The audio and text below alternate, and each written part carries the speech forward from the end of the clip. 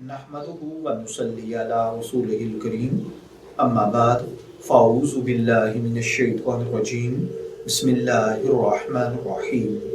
अस्सलामु अलैकुम dear viewers, आपके फेवरेट इंफॉर्मेटिव चैनल शऊर इन्फो से मैं हूं प्रोफेसर शब्बीर अहमद। हमारा आज का टॉपिक है रोज़े में इंजेक्शन या ड्रिप लगवाने का शरई हुक्म। सवाल ये है कि रमज़ानुल मुबारक में इंजेक्शन या ड्रिप लगवाने का क्या हुक्म है। तो देखिए प्यारे भाइयों और बहनों, वाज़े रहे कि रोज़े की हालत में इंजेक्शन लगवाने से रोज़ा फासिद नहीं होता है, चाहे वो IM हो या IV यानी गोश्त में लगाया जाए या रग में लगाया जाए।